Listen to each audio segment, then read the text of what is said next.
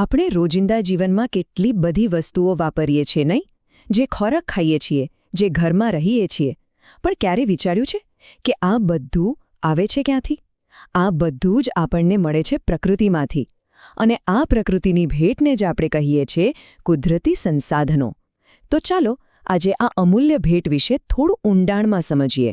જરા વિચારો, આપણે જે ખુરશી પર બેસીએ છીએ એનું લાકડું, જે પાણી પીએ છે એ, કે પછી આપણા મોબાઈલ ફોનની અંદર રહેલી નાની નાની ધાતુઓ, આ બધું જ સીધું પ્રકૃતિમાંથી આવે છે.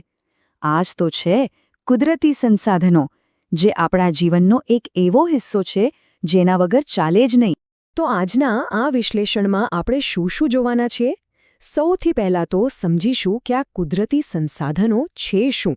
પછી એના અલગ અલગ પ્રકારો જોઈશું. એની સાથે જોડાયેલા પડકારો કયા છે એ જાણીશું. અને હા, આ બધામાં માણસની શું ભૂમિકા છે? અને છેલ્લે આ બધું બચાવવા માટે આપણે શું કરી શકીએ એના પર પણ વાત કરીશું.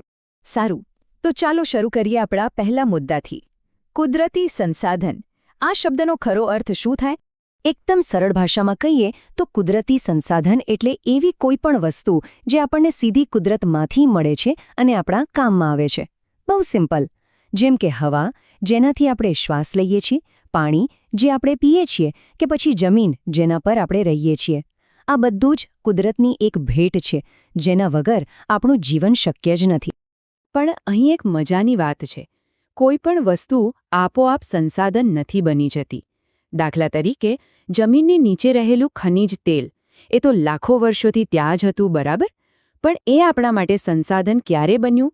જ્યારે આપણે એને બહાર કાઢીને એમાંથી પેટ્રોલ બનાવીને ગાડી ચલાવવાની ટેકનોલોજી શોધી.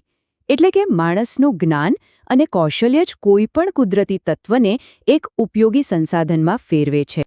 તો હવે આપણે સંસાધન શું છે એ તો સમજી ગયા, પણ એ બધા એક સરખા નથી હોતા. એમને સારી રીતે સમજવા અને વાપરવા માટે એમને અલગ અલગ ભાગમાં વહેંચવા જરૂરી છે. તો ચાલો હવે એના પ્રકારો જોઈએ. જુઓ, સંસાધનોને મુખ્યત્વે 3 રીતે વર્ગીકૃત કરી શકાય.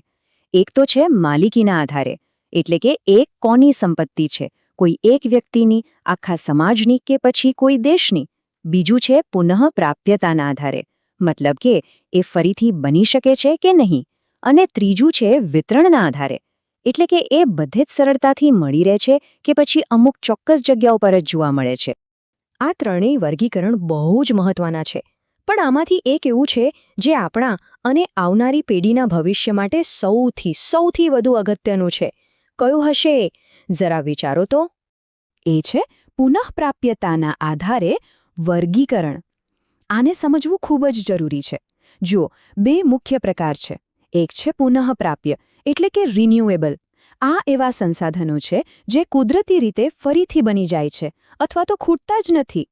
જ્યારે બીજા છે પુનઃઅપ્રાપ્ય, એટલે કે નોન રિન્યુએબલ. આ એવા છે જેમનો ભંડાર મર્યાદિત છે. એકવાર વાપર્યા પછી એને ફરી બનતા લાખો વર્ષો લાગે છે. મતલબ કે લગભગ ખતમ જ થઈ જાય છે.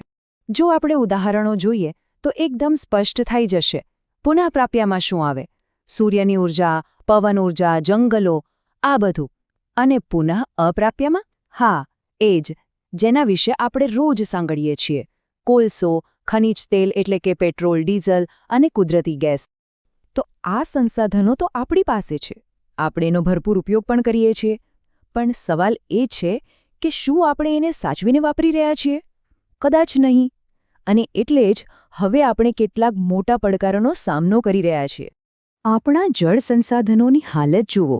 એક સમયે જે નદીઓ જીવન આપતી હતી, આજે એમાંથી ઘણી નદીઓ પ્રદૂષણને કારણે ગટર બની ગઈ છે.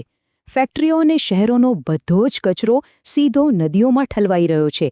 આ આપણા જ પાણીના સ્ત્રોતો પર કેટલું મોટું દબાણ છે એનો આ જીવતો જાગતો પુરાવો છે. અને વાત ખાલી પાણીની નથી હો, આ જ હાલત જમીનની છે, જંગલોની છે. બેફામ રીતે જંગલો કપાઈ રહ્યા છે, જમીનની ફળદ્રુપતા ઘટી રહી છે અને હવાની ગુણવત્તા વિશે તો શું જ કહેવું. ટૂંકમાં પ્રદૂષણ અને વધુ પડતા ઉપયોગને કારણે આપણા લગભગ બધા જ મુખ્ય સંસાધનોની ગુણવત્તા દિવસે ને દિવસે બગડી રહી છે. હવે સવાલ એ થાય કે આ બધી સમસ્યાઓનું મૂળ કોણ? જવાબ સ્પષ્ટ છે: માણસ. પણ શું માણસ ફક્ત સમસ્યાનો ભાગ જ છે કે પછી ઉકેલ પણ એની પાસે જ છે? આ એક બહુ જ રસપ્રદ વિચાર છે. ખરેખર તો માણસ પોતે જ એક બહુ મોટું અને વિશેષ સંસાધન છે. કોઈપણ દેશનો વિકાસ ત્યાંના ખનિજો પર નહીં પણ ત્યાંના લોકો પર આધાર રાખે છે. એમનું જ્ઞાન, એમની આવડત, એમની વિચારવાની શક્તિ આ જ તો છે માનવ સંસાધન. કારણ કે જેણે સમસ્યાઓ ઊભી કરી છે એ જ તો નવી ટેકનોલોજી વિકસાવીને એનો ઉકેલ પણ લાવી શકે છે. એક બહુ સરસ વાત છે કે માણસ જ સંસાધનોનો સર્જક અને ઉપભોક્તા છે. મતલબ આપણે જ કુદરતની વસ્તુઓને ઉપયોગી બનાવીએ છીએ અને આપણે જ એને વાપરીએ છીએ. આ બેવડી ભૂમિકાનો અર્થ એ છે કે સંસાધનોને બચાવવાની કે બગાડવાની બંને જવાબદારી પણ આપણી જ છે. તો હવે આપણે આખી પરિસ્થિતિ સમજી ગયા, પડકારો પણ જાણી લીધા. તો હવે આગળનો રસ્તો શું? આ બધાનો ઉકેલ શું? જવાબ એક જ શબ્દમાં છે: સંરક્ષણ. હવે સંરક્ષણનો મતલબ એ બિલકુલ નથી કે આપણે વિકાસ અટકાવી દઈએ કે સંસાધનો વાપરવાનું જ બંધ કરી દઈએ. ના, સંરક્ષણનો સાચો અર્થ છે વિવેકપૂર્ણ ઉપયોગ. એટલે કે એટલી સમજદારી અને આયોજનથી વાપરીએ કે આપણી જરૂરિયાતો પણ પૂરી થાય અને ભવિષ્યની પેઢી માટે પણ એ બચેલું રહે.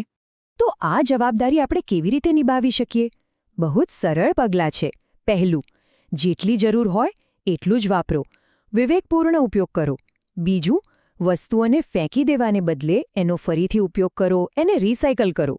ત્રીજું, જ્યાં શક્ય હોય ત્યાં પુનઃ અપ્રાપ્યને બદલે પુનઃપ્રાપ્ય ઊર્જાના સ્ત્રોત જેમ કે સોલાર એનર્જી અપનાવો.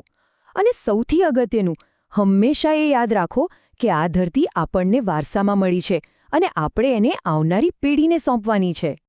અને અંતે એક સવાલ આપણે સૌએ પોતાની જાતને પૂછવાનો છે: આપણે આવનારી પેઢી માટે શું બનીને રહેવા માંગીએ છીએ? સંસાધનોના સમજદાર ઉપયોગ કરતા કે પછી એના વિનાશક? એક એવી દુનિયા છોડીને જવી છે જે હરિયાળી અને જીવનથી ભરપૂર હોય, કે પછી એવી જ્યાં સંસાધનો માટે સંઘર્ષ કરવો પડે? આનો નિર્ણય આજે આપણે સૌએ સાથે મળીને લેવાનો છે.